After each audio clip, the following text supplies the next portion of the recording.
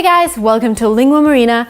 Let's talk about English students' least favorite tense, which is present perfect, because it is so confusing. I was taught at school that present perfect is a past tense, which is not, because if we look at its name, it says present perfect, which means that yes, we're talking about our actions in the past, but their result is still here with us in the present. This is why it's present perfect. It's a present tense, and it's really important not to mix it up with a past tense. It's really important to use it in the right way. So today we're going to talk about present perfect. One of the most important things to remember about present perfect is that we don't really care when exactly something happened.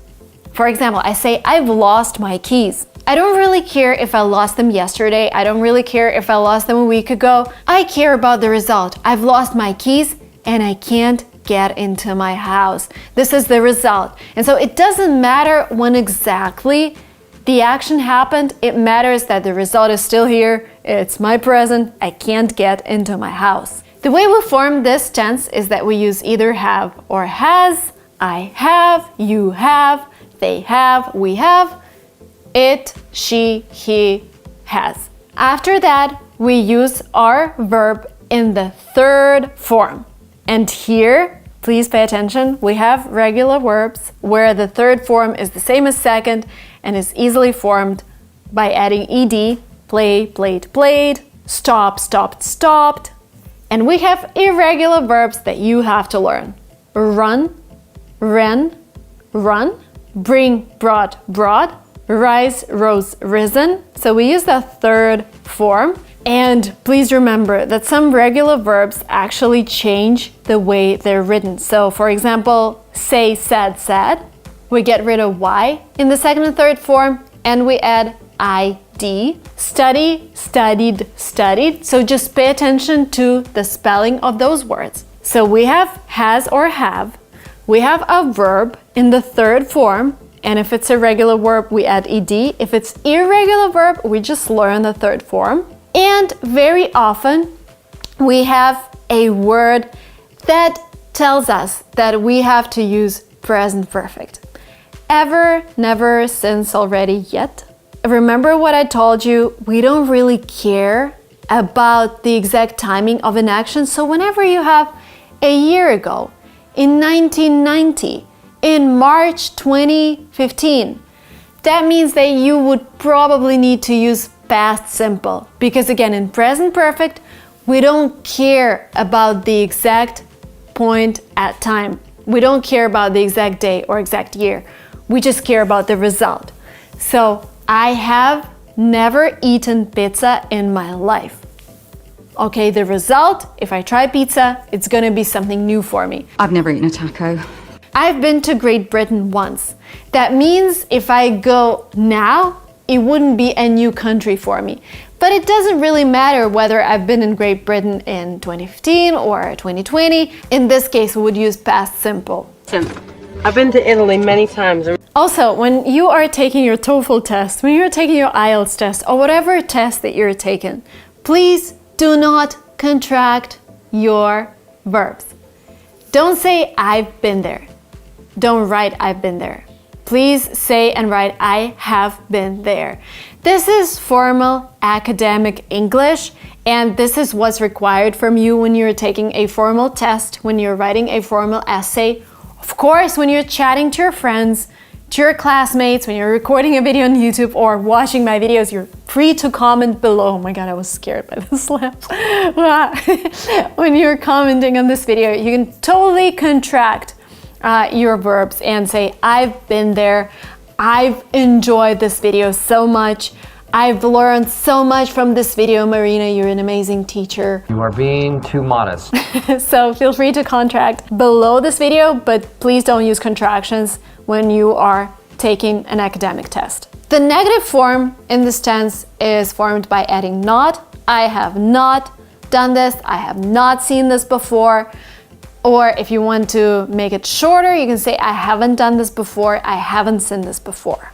When you're forming a question in present perfect, this have goes into the beginning of the sentence.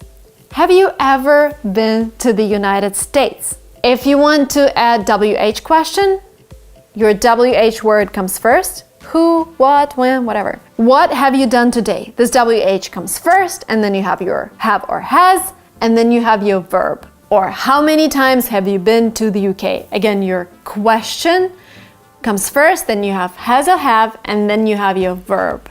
It is really important to learn the word order because when you are speaking to a native speaker and when your intonation is not right, when your word order is not right, people might not understand you at all. Because when you're talking to native speakers, they are used to talking to other native speakers, and it might be a little hard for them to understand you if you have an accent or if you're mixing up word order.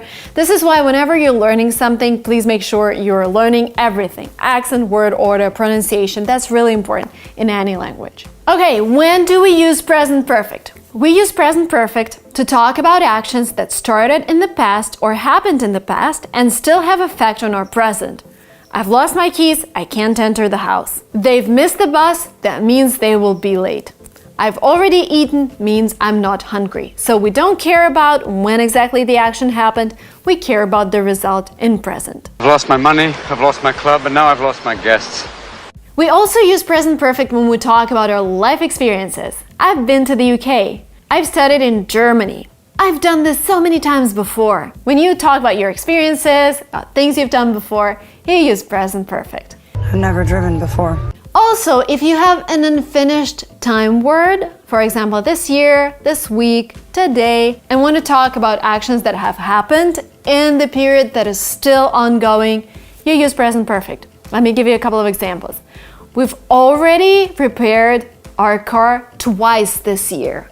Oh my god, and there might be another repair coming up. You've already done so many things today.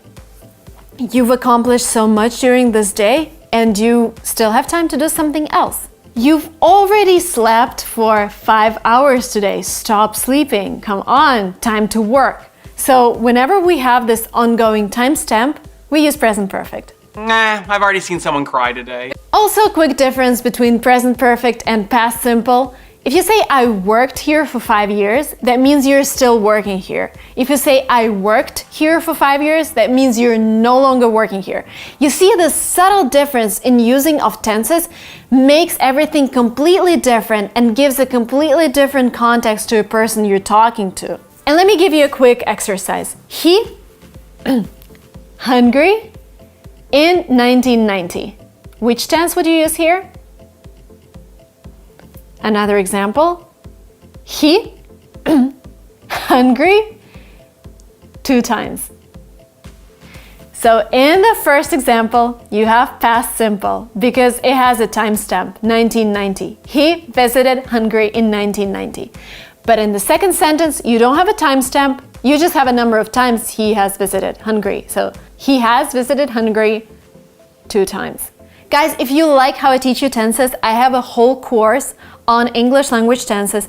It's really detailed, really interactive with a lot of exercises because once you got information about tenses, you really need to practice them. It has a lot of additional materials for you to practice, to learn, to print out and put on your desk. Only for you guys, because you're watching this video and you're watching up to the very end, you're getting an exclusive promo code to take my course with a discount. The link and the promo code will be below. Thank you guys so much for watching this video. I'll see you on my course where I will talk about other English language tenses and explain them in more details with a lot of exercises. So looking forward to seeing you there. Please subscribe to this channel if you're learning English and haven't subscribed yet, because this is one of the mistakes you're making in your English language. Like this video if you enjoyed this content. I will see you very soon. Bye bye.